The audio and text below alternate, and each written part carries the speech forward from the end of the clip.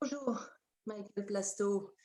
Euh, donc, nous allons commencer une interview par ce système vidéo, malheureusement, mais c'est comme ça, puisque tu es aujourd'hui en Australie, qu'il est 18 heures et que je suis à Paris, qu'il est 10 heures du matin. Voilà, nous ne pouvons pas nous réunir en présence en ce moment avec ces histoires de virus. Donc, nous allons parler aujourd'hui du livre que tu as écrit et qui a été édité par la collection Essaim. Tu es donc Michael Guerra-Plasto, tu es psychiatre à Melbourne, en Australie, à l'Alfred Child and Youth Health Service, et tu es psychanalyste, notamment en France, membre de l'ALI. Tu es l'auteur du livre dont nous allons parler aujourd'hui, Sabina Spielrein, Poésie et vérité, l'écriture et la fin de l'analyse. C'est un livre qui est paru en français chez RS au printemps de cette année 2021, dans la collection Essaim donc, et qui est traduit de l'anglais par Clara Confinoff. Ce livre est paru en première édition en 2018 chez Carnac Books. Dans ce livre, donc, oui. En fait, il est apparu chez Routledge plutôt. Ah bon, d'où je sors ce Carnac Books, je ne sais pas. Bon. D'accord. C'est un éditeur... Un éditeur anglais, oui. Anglais, d'accord. Ouais. D'accord. En fait, Routledge a acheté Carnac. Ah, d'accord. Bon. Donc, ce livre est sur Sabina Spielrein, et ses écrits, surtout sur ses écrits. Donc, Sabina Spielrein est née en Russie en 1885. Elle est connue plus particulièrement pour sa relation avec son analyste Jung, et aussi pour ses liens avec Freud, épistolaire, mais elle l'a rencontré également. Ton livre est donc particulièrement consacré aux écrits de Sabina Spielrein, que ce soit ses écrits personnels, journaux, lettres, ou encore sa thèse de psychiatrie ou des articles de psychanalyse. Il ressort de la lecture de ton livre que Sabina Spielrein est la première analyste à s'être formée à partir de sa pratique, à partir de sa propre cure, pardon, oui, et de sa pratique aussi, bien sûr, mais de sa propre cure. Et elle a élaboré une théorie psychanalytique autour de sa pratique avec des patients psychotiques, ce qui n'était pas beaucoup le cas, comme Jung d'ailleurs, hein, et avec des enfants. Cette théorie a eu un certain retentissement dans le cercle de Vienne. Alors, il y aurait beaucoup de questions à te poser à propos de ton livre, qui est très riche, et sur Sabina Spielrein. J'en ai retenu quelques-unes que j'ai tirées de ma lecture. La première question, c'est comment s'est faite pour toi la rencontre avec Sabina Spielrein, et en particulier avec ses écrits. Qu'est-ce qui t'a mené à elle et qui t'a fait entreprendre ce long travail avec elle pour aller finalement au-delà du mythe qu'on pouvait avoir de Sabina Spielrein, qui était induit de beaucoup d'écrits autour de sa biographie et qui ont donné lieu à une certaine méconnaissance, c'est ce que tu dis, de Sabina Spielrein. Donc, ce retour aux écrits aussi. Oui, donc oui, c'est vrai que elle s'est formée à travers sa propre cure, comme tu dis, mais en fait, c'est pas quelque chose à partir de laquelle je suis parti. Euh, c'est un genre de demande qu'on fait à chaque personne en formation en psychanalyse de entreprendre sa propre cure.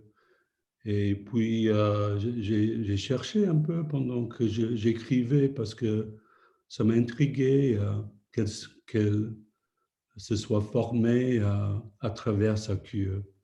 Et j'ai pas trouvé d'autres, à ce moment-là, beaucoup d'analystes précoces faisaient de l'analyse il faisait il faisait des tranches d'analyse chez Freud et d'autres en cours de route, mais pas en premier lieu. Donc ça m'a un peu frappé chez elle. Mhm. Et puis, comme beaucoup de psychanalystes, je ne connaissais pas grand-chose sur elle. Et j'ai noté depuis que beaucoup de psychanalystes ne connaissent que les films qui ont été faits sur elle, etc. Mais en fait, je pourrais dire que je ne l'ai jamais rencontrée, Sabine Spielrein. Il n'y a pas eu Ouais. de rencontre. Mhm. Je suis né trop tard, Mhm. peut-être heureusement, justement. Mais je dis ça en plaisantant, mais en fait, euh,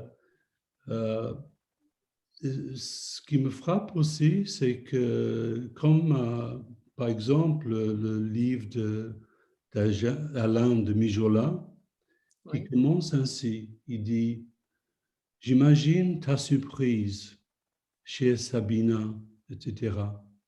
Donc il part d'un type d'intimité avec elle déjà, sans la connaître, ou, ou de connaître que ce qu'il imagine d'elle.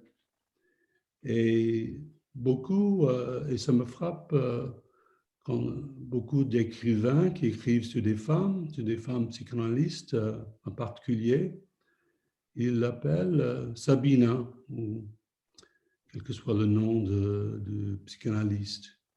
Mais on ne dit jamais Sigmund pour Freud. Mhm. Mhm. On ne parle pas de Jung comme Carl. Donc, c'est de faire une sorte d'intimité qu'on n'a pas, une intimité à imaginer. Euh, donc, et c'est ça que je trouve qui est un genre de faire une relation, un genre de relation sexuelle, comme dirait Lacan, Ouais. imaginer cette relation qu'on n'a pas. Mais pour moi, concrètement, moi, je faisais un séminaire sur la psychanalyse et l'enfant avec une collègue. Et puis, on travaillait les psychanalystes précoces des enfants. Hermine Huckelmuth, par exemple, et ensuite Sabine Spielrein. Mhm. Et donc, c'est tout à fait à travers ces textes que je l'ai connu. C'était Ouais. ça ma première rencontre avec ces textes. Mhm. D'accord. Justement, par rapport à ça, c'est comme je reprends ton expression, tu as donc rencontré Sabina Spielrein, mais tu as rencontré ses textes. Tu n'as pas rencontré Sabina Spielrein, tu as rencontré ses textes. Et tu as à ton tour écrit un livre. Hein. Il y a donc ta propre lecture des textes de Sabina Spielrein, l'acte de l'écriture, le tien, et celui d'en faire un livre, celui de publier, de le passer au public. Ce qui fait 3 temps. Et avec ce livre français, écrit en français, il y a un quatrième temps à ajouter qui est ce temps de la traduction. Et dans lequel, dans la préambule à l'édition française, l'avant-propos, tu parles de l'importance de la traduction. Et ces temps-là, sans doute, se recouvrent, ne vont pas l'un sans l'autre, mais cette expérience que tu as faite pour ta part dans la rencontre des textes de Sabina Spielrein en allemand, ou parfois dans d'autres langues, et que tu as traduit, parce que je crois que tu as appris l'allemand pour pouvoir lire ces textes, et le fait d'être toi-même traduit à ton tour. Voilà. Et tu parles de ce jeu entre le double travail de la traductrice, donc Clara Konfinov, qui a dû à la fois être sensible, dis-tu, hein, aux nuances des textes, le tien et celui de Sabina Spielrein. Voilà, donc il y a tous ces jeux. Voilà. Oui, c'est vrai. Et puis, mais je peux pas vraiment me vanter de parler l'allemand. Bon, Je- de le lire, de le lire. Je l'ai appris, je l'apprends toujours, mais je Mhm. dirais plutôt que ça m'a aidé à déchiffrer les textes. Et peut-être que déchiffrer, dans ce cas, c'est mieux de pouvoir lire dans le sens courant, Oui, parce que ainsi, on est plus sensible aux signifiants. Euh, oui. C'était plutôt pénible au début, je dois avouer, mais sinon, on fait des découvertes qu'on ne ferait pas sinon. Mhm.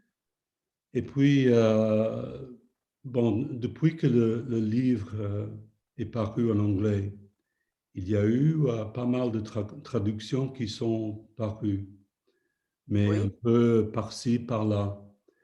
Mais la qualité est souvent exécrable. Et La qualité. Hmm, Quand tu dis la qualité de quoi? de la traduction, Ah, de la traduction. Oui. oui, oui. Et je pense que beaucoup de ces textes sont traduits par des gens d'orientation jungienne, ou même des gens d'orientation religieuse qui s'appuient sur Jung. Mhm. Et ce qui en résulte est que c'est des traductions un peu du sens, Oui, qui ne respectent pas les signifiants de Sabine Spierheim. oui. Et je crois que ça c'est ce qui manquait. Et peut-être ce qui manque toujours pour une œuvre plus grande de traduction. Mhm.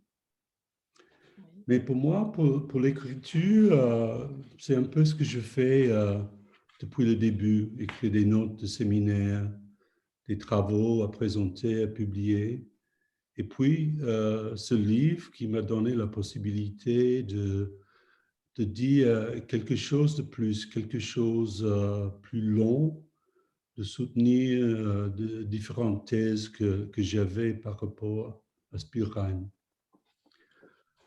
Euh, Pour la traduction, évidemment, ça ouvre à d'autres horizons pour le livre.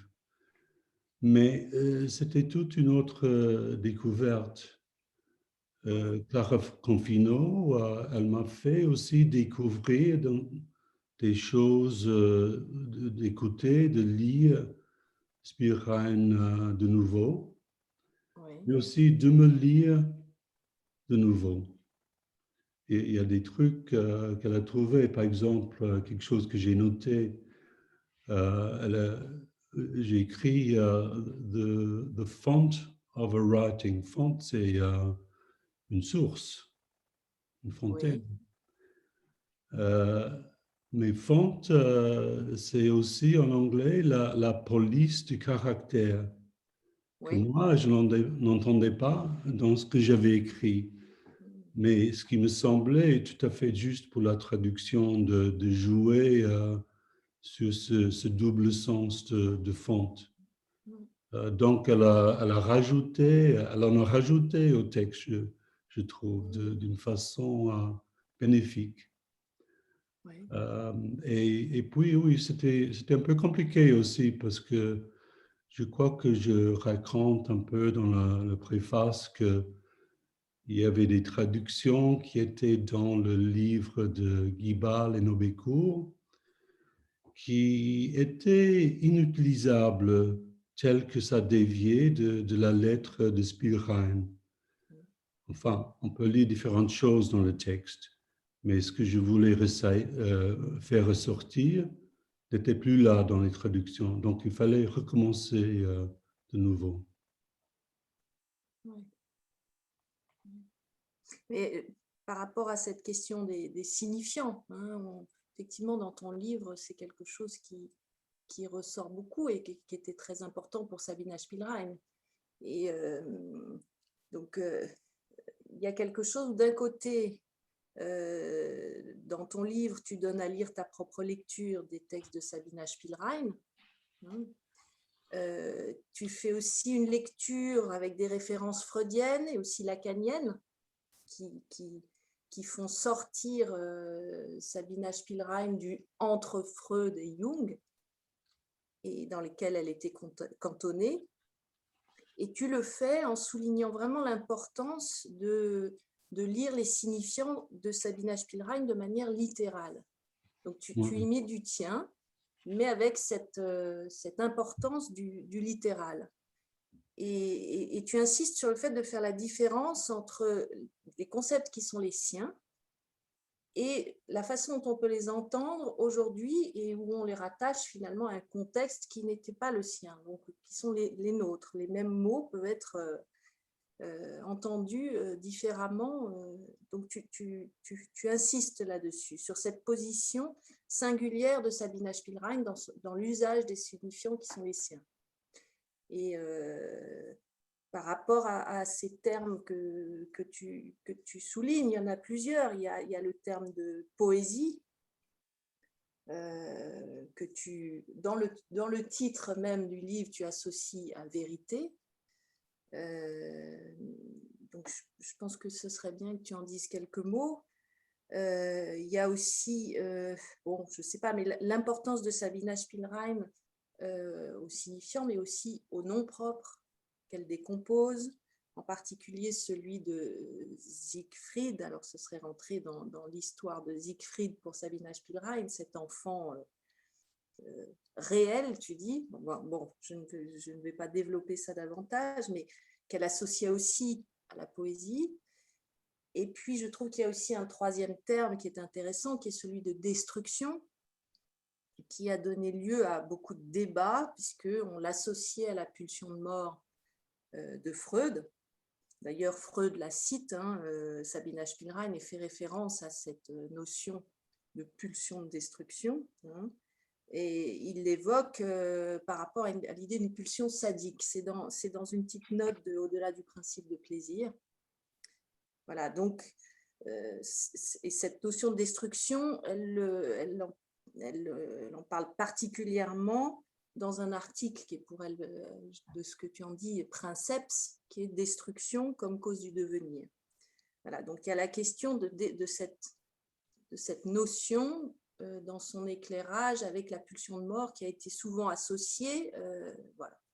Qu'est-ce que tu en dirais? Il y a plusieurs questions dans ma question. Donc, prends celle qui... Mais je crois que c'est toujours très compliqué de la traduction. Bon, il y a différents mots de traduction et je trouve que la traduction en psychanalyse se rapproche un peu de la traduction de la poésie, parce que ce n'est pas une traduction de sens, ce qui est le plus important.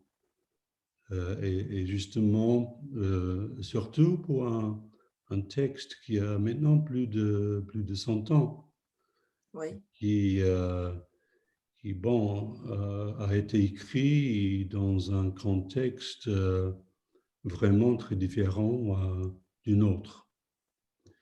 Donc, je crois que c'est d'autant plus raison de suivre ou d'essayer de suivre les signifiants de Spielrein. Sinon, on s'y égare et puis on ramène tout au sens. Et c'est là où on fait justement un anachronisme. Et bon, on peut dire qu'il n'y a jamais de traduction définitive. Il faut toujours continuer à travailler.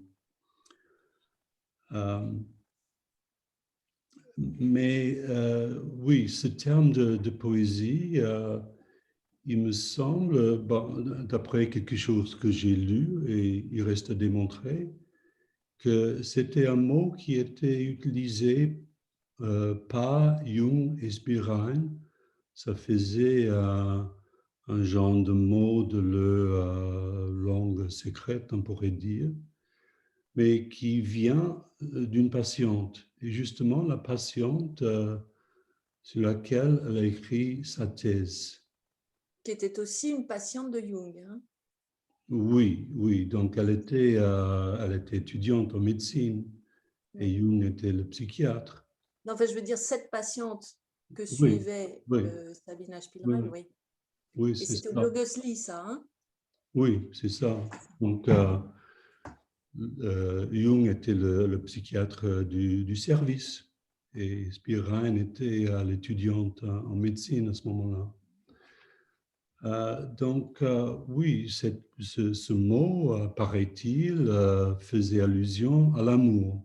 Bon, pas au sexe, comme on a appris par la suite, mais à l'amour en tout cas. Et oui, ça a été pris par des auteurs de récits, des cinéastes, comme voulant dire les relations sexuelles, justement. Donc, mais si on étudie de près ce qu'elle écrit, ce qu'elle en écrit, quand elle utilise ce mot, et elle l'utilise dans ses journaux, par exemple, mais toujours, ou presque toujours, entre guillemets. Donc, elle fait allusion à autre chose. Mais je crois qu'on a trop vite fait de réduire ce signifiant à une signification de relation sexuelle. Et puis, même si on voulait prendre ce chemin, ce serait difficile de soutenir l'idée que c'était une référence aux relations sexuelles. Et je trouve que ça est très problématique. Et ça m'a frappé quand j'ai commencé à lire justement comment ils sont arrivés là. Il y a beaucoup de... C'est vrai que ça devient mythique. Oui. Et je crois que c'est venu de Caro Tenuto, le premier éditeur des lettres, etc., des journaux. Et puis, ça a été répété par John Kerr, qui a écrit ce livre, A Most Dangerous Method, à partir duquel le film a été fait. Bon. Oui. Mais en tout cas, quelle importance, même s'il y a eu des relations sexuelles. Et alors, qu'est-ce que ça prouve? Mais enfin, il paraît que ça fait vendre des livres, ça fait vendre des films. Mais je crois que c'est justement en utilisant ce mot de poésie et utilisant, parce qu'elle utilise dans des moments où finalement il y manque quelque chose. Et moi, je pense qu'il faut prendre ce signifiant littéralement en voulant dire qu'elle a senti la nécessité d'en écrire quelque chose. Elle ne pouvait pas en rester à ces histoires. Bon, bon, c'est l'histoire de l'enfant Siegfried d'ailleurs, parce que Siegfried, bon, c'était déjà un intérêt partagé entre les deux, le Siegfried de Wagner, dans Oui. le cycle de l'anneau. Mais pour chacun, c'était autre chose. En tout cas, pour Jung, il prenait comme une demande d'un enfant d'elle. Un enfant d'ailleurs qu'il refuserait, mais qui peut-être voulait dire qu'elle voulait faire l'amour avec lui. Bon, c'était son narcissisme à lui. Mais pour elle, c'était autre chose. C'était un signifiant qui, bon, on ne peut pas élaborer complètement ici, mais dans un sens, c'était quelque chose qui essaie de ramener le monde judaïque avec le monde chrétien, que ça tenait ensemble à partir de cette idée de ce signifiant de Siegfried. Et, et enfin, elle lui a écrit, c'était bien plus tard, je crois qu'en 27, elle lui a écrit je me suis violemment refusé à voir en Siegfried un enfant réel. Donc, il semblait bien que c'était son interprétation à Jung, et elle refusait cette interprétation. Et c'était quelque chose où l'analyse ne marchait plus, quoi.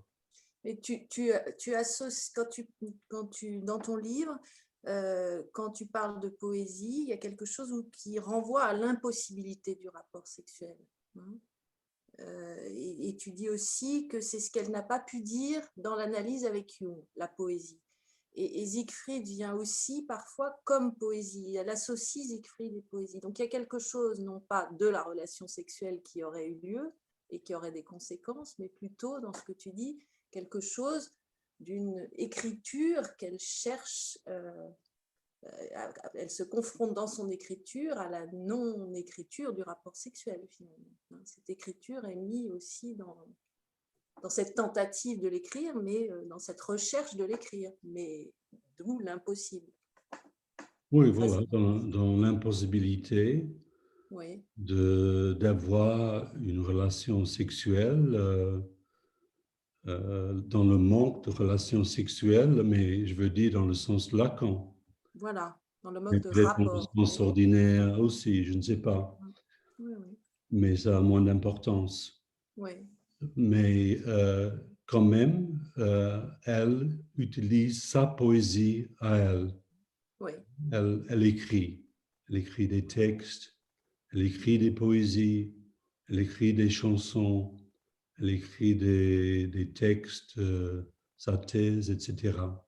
Donc elle écrit justement en face, ou confrontée par l'impossibilité de la relation sexuelle. C'est ça. Oui. Et Et sur cette... Oui, oui, sur cette question... Tu as fini sur ce point? Oui? oui, oui, oui. Oui. Je ne sais pas si on prend le temps de parler un peu de la notion de destruction Oui, par oui, je crois rapport que à c'est, la pulsion de mort de Freud, et les ouais. confusions qu'il peut y avoir ou les rapprochements. Oui, oui. Je crois justement que on dit que Sabine Spielrein, c'était le premier à inventer cette notion de la pulsion de mort, et qu'elle a devancé Freud par quoi, 7 ans. Mais moi, je trouve que c'est pas du tout la même pulsion de mort. C'est une toute autre conception de la pulsion de mort. Freud, il savait bien l'idée de Spielrein. Elle avait présenté une partie de ce travail destruction comme cause comment on dit en français, Du devenir. du devenir, voilà. Oui, mais dans son texte, au-delà de la pulsion, au-delà du principe de plaisir, la pulsion de mort, mais je crois que justement, Spielrein va au-delà de la pulsion de mort de Freud. Parce que Freud, il réduit son idée à la pulsion sadique. Il la cite justement dans une note bas de page en disant qu'elle parle de la pulsion sadique. Mais et Freud, il fait cette binarité entre pulsion de vie, pulsion de mort. Mais Spielrein, elle a déjà écarté la pulsion de vie, en tout cas la pulsion de vie comme pulsion de autoconservation. hein. Ce qu'elle parle plutôt purement comme pulsion de vie, c'est la pulsion qu'elle appelle de reproduction ou de production, on pourrait dire. Oui. Et qu'en fait, il n'y a qu'une pulsion, parce que la pulsion de reproduction contient déjà cette pulsion de mort. Mais je crois que dans ce texte de Spirail, au moins, comme moi, je le lis, cette action de la pulsion de mort, c'est tout à fait l'inconscient en acte. Parce que la pulsion de mort détruit les a priori du sujet. Elle détruit les signifiants, détruit Oui. les sens, les significations, les objets contingents. Et il faut toujours détruire pour produire du nouveau. Ouais. C'est quelque chose que Freud il a dit aussi dès l'interprétation des rêves, que la fonction de l'inconscient est de donner une forme nouvelle aux choses. Oui. Ouais. Et elle prend ça un pas de plus. Et c'est en détruisant ces a priori que quelque chose est créé et Oui. par laquelle le sujet peut devenir. Oui, il y a quelque chose où elle ne retourne, elle retourne vers le passé dans un mouvement de destruction et non pas dans un mouvement d'y trouver la solution. La solution, c'est le devenir, c'est la création. Il n'y a Voilà, pas oui. se cantonner dans le passé, ce qui était assez avant-gardiste. Oui, tout à fait. Et en fait, c'est comme Lacan fera, je ne sais pas, 40 ou plus années plus tard, que l'inconscient est un lieu de production, un lieu d'invention. Oui. Et donc, on pourrait penser à destruction comme cause du devenir, destruction comme cause de l'objet, comme cause, oui, voilà, comme cause. D'accord. D'accord. Alors, un autre point là qui m'a intéressée et questionnée, c'est une des hypothèses dans ton livre qui concerne la fin de l'analyse, où tu dis, mais je le dis trop vite hein, et de façon caricaturale, mais que Sabina Spielrein aurait mené la fin de son analyse par le moyen de l'écriture. Carl Jung ayant été dans l'incapacité de tenir sa place d'analyste, il lui a fallu se séparer de lui. Et ce qu'elle a pu faire, pas seulement en se séparant de lui, en n'allant plus à ses séances, mais elle l'a fait au moyen de sa poésie. Alors, est-ce qu'on peut parler d'une fin d'analyse qui s'élabore en dehors de la cure, par l'écriture, de cette façon? Et alors, c'est à la fois distinct, mais lié à une autre question. Après, tu verras comment tu reprends ça, qui est une autre hypothèse de ton livre, qui est que le devenir analyste de Sabina Spielrein, tu le compares à certains endroits à la passe. Donc, ce dispositif proposé par Lacan pour faire entendre quelque chose de cet acte de ce passage. Justement, je reprends ce que tu disais tout à l'heure. Est-ce qu'il n'y a pas là un risque, au-delà du risque d'anachronisme, est-ce qu'il n'y a pas là, est-ce que c'est pas après coup reprendre les choses et déformer le dispositif de passe tel qu'il Lacan l'a inscrit à l'école freudienne? Alors, tu fais référence à la passe par écrit que Lacan évoque dans un de ses textes, le moment de conclure, à la séance du 10 janvier 78, où effectivement, il parle d'en passer par l'écrit. De quel écrit parle-t-il? Donc, il faudrait y revenir. À côté de ça, il n'y est jamais revenu. Ça a été un moment unique. Et il a même dénoncé les writing cures quand il était à une conférence à Yale University en 75, quand il faisait référence à l'auto-analyse de Freud. Bon, qu'est-ce qu'il en est de cette référence que tu fais à la passe et qui pourrait aussi faire entendre en troisième point, quelle est ta position à toi là-dedans? Est-ce que, c'est-à-dire quand on lit ton livre, est-ce que tu serais passeur de Sabina Spielrein?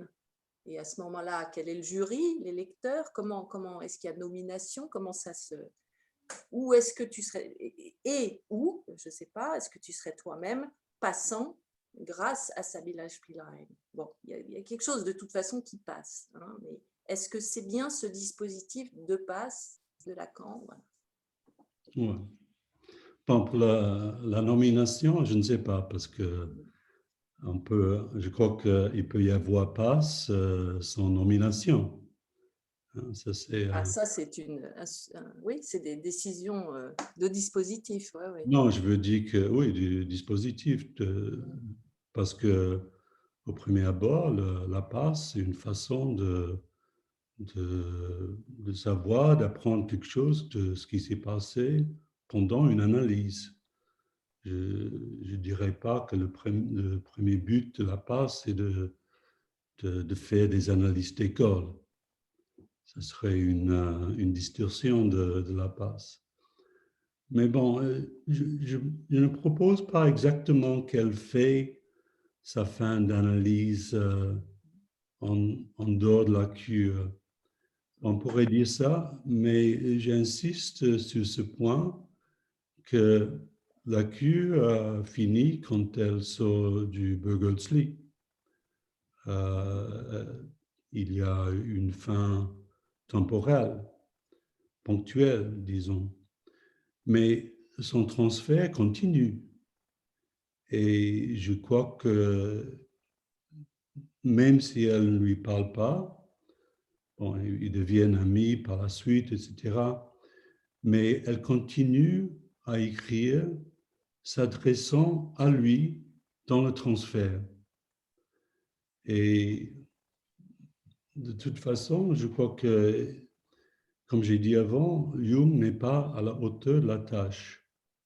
Et Freud lui-même, parce qu'avec cette histoire il raconte dans une lettre à Jung, pardon, à Freud, que quand elle n'est plus en analyse avec moi, je pourrais la prendre comme amie, quoi, comme petite amie.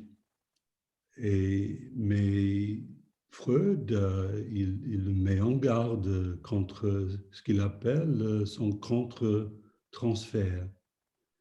Et bon, moi, je traduis ça, enfin, je traduis ça en anglais pas comme counter-transference, mais comme against the transference, contre le transfert. Oui, on l'a fait en français. Et donc, mais Freud n'utilise pas comme un mot technique, comme il est devenu dans les mains d'autres par la suite.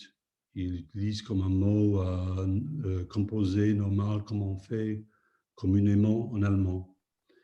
Et donc, je crois que la référence est au transfert de Jung, justement, pas son contre-transfert dans le sens, on a tendance de comprendre ça de nos jours.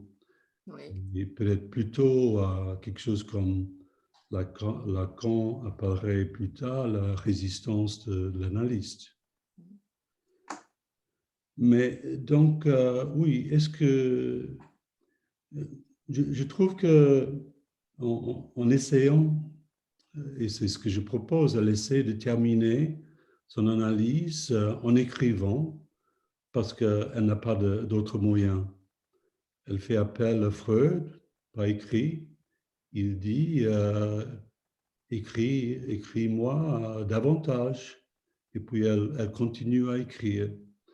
Donc Freud aussi l'incite à écrire.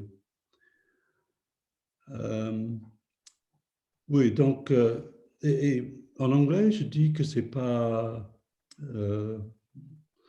bon, je joue sur une nuance. Je dis pas end of analysis, je dis ending.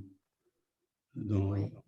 on a du mal à traduire ça en Qu'est-ce français. que ça veut dire alors ending? Ça, c'est un gérondif. Ça voudrait C'est dire...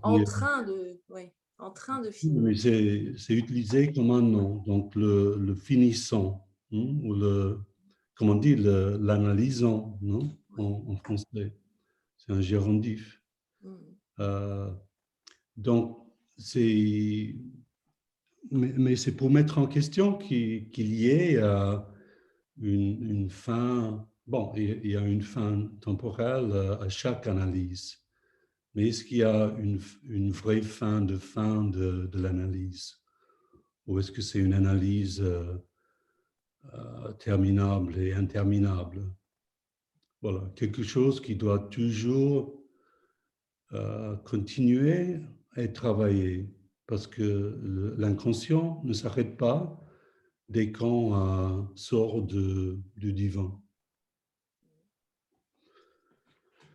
Et il y a quand même quelque chose euh, que tu dis que il n'avait pas mené, enfin, il ne tenait pas une place qui permettait de mener à une fin. Donc, ça a été une fin prématurée Oui, et pas possible.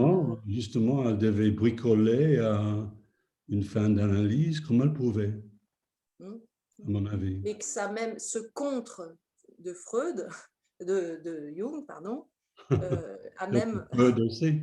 oui, Freud aussi, a même soutenu ce devenir dans lequel elle a dû se mettre ensuite, a même poussé en elle quelque chose de d'aller vers la fin, a Oui, provoqué quelque chose en elle. quelque chose à résoudre sans recourir à une autre analyse.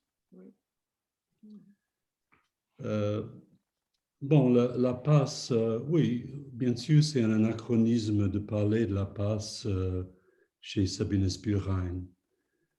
Mais peut-être qu'on peut parler de la passe pour être un après-coup par Lacan aussi. On pourrait penser dans ce sens-là. Qu'il ait lu Spielrein ou pas. En tout cas, elle a trouvé un truc. Ce que je propose, c'est qu'elle est sortie d'analyse tout en théorisant son analyse à elle. Et Spielrein, bon, elle fait ça comme elle peut. Elle ne dit pas, voilà, j'ai inventé un truc, j'ai fait la passe. C'est évident que non. Mais, mais qu'est-ce que la passe? Qu'est-ce que la passe? Est-ce que c'est comme on a dit tout à l'heure, est-ce que c'est la nomination qui compte dans la passe? Ce qui intéressait Lacan, c'était les résultats. C'était d'en apprendre quelque chose sur l'analyse, sur le désir d'analyste. Et peut-être qu'on pourrait dire anachronistiquement qu'elle fait preuve de ça, de quelque sorte. Mais bon, de toute façon, Lacan, il a déclaré que ça passe, c'était une faillite, un échec, il a dit, non?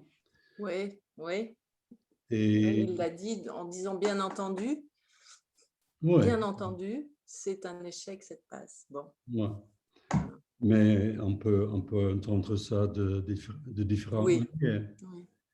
Oui. Mais peut-être, et je crois qu'on peut insister un peu de trop sur le dispositif de la passe. Il a inventé un dispositif, et je veux dire, pas dispositif dans ce sens où on le fait de cette manière-là. hein. Mais ça ne nous empêche pas forcément d'inventer d'autres dispositifs.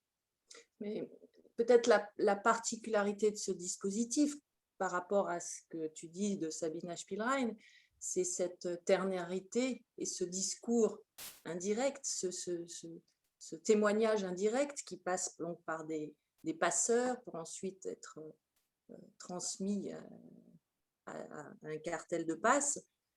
Mais c'est aussi le fait que les personnes soient présentes, que ce soit avec la parole, avec ce qui surgit quand on parle, et non pas l'écriture qui est dans une autre temporalité.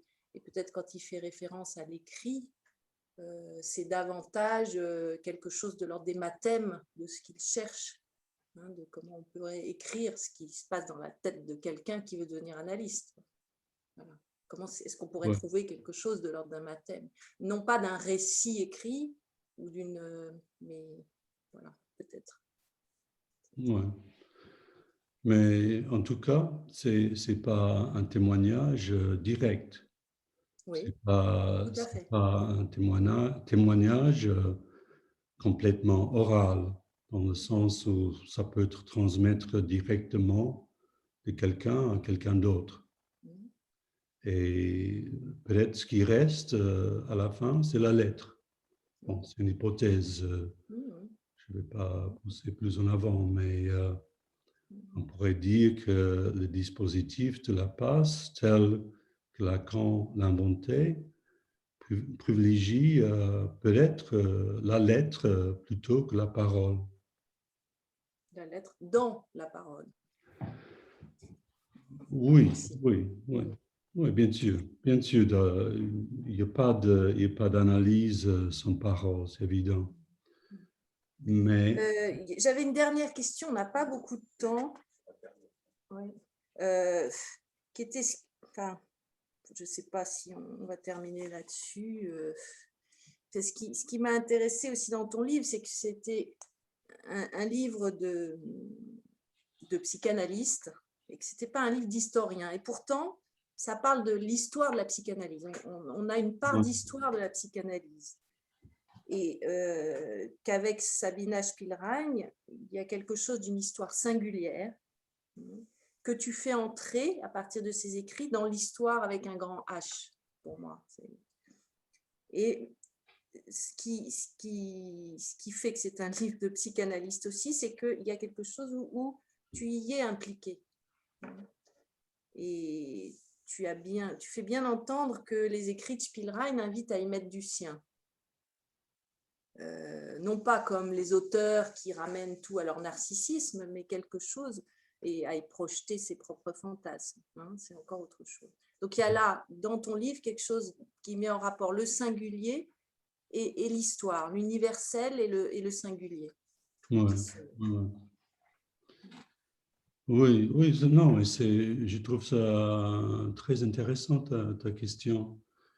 Et ça me fait penser à quelque chose que Freud a écrit, je crois que c'était justement dans Analyse terminable et interminable. Il dit quelque chose qu'il a fait, ou il a presque fait un lapsus, dit-il. Il dit fantasmer au lieu de dire théoriser. Oui. Et donc, je crois que le fantasme est toujours en quelque sorte un résultat de l'histoire. Et c'est un peu comme ça que j'ai critiqué les biographies, pas les biographes, mais les biographies, qu'une biographie, une histoire, c'est un symptôme névrotique, on pourrait dire, comme le fantasme. Mais donc, je dis qu'il n'y a pas de récit sans fantasme d'auteur. Et il s'agit justement de savoir ce qu'on fait de ce fantasme. Et peut-être aussi, c'est la question de la passe ce dont tu as parlé tout à l'heure. Et j'ai pensé aussi que de faire un récit, bon, que moi je suis passeur ou passant, c'est un effort de donner une vie nouvelle à l'histoire. Donc de souffler, souffler une vie nouvelle dans l'histoire. Ce qui me fait penser à quelque chose qu'elle a écrit. Ah oui, c'était l'histoire parce qu'elle parle d'Ulysse, cette Oui. histoire d'Ulysse. Oh, c'est moi qui parle plutôt. Elle utilise cette expression plusieurs fois d'ailleurs. Il faut le tremper dans du sang ou gorger de sang. Et j'ai parlé d'Ulysse qui va à Hadès et je crois que c'est Tirésias qui lui dit qu'il faut, pour que les ombres parlent, il faut les gorger du sang. Il faut faire des libations de sang. Et c'est ça, c'est donner une vie nouvelle à l'histoire, à sa propre histoire et puis à l'histoire de Spielrein dans ce cas. Voilà. Très bien. Bon, ben, je crois que on va s'arrêter là. Merci beaucoup pour Ah, ce merci à toi. témoignage. Oui, oui, merci. Oui. Bien. Au revoir. Au revoir.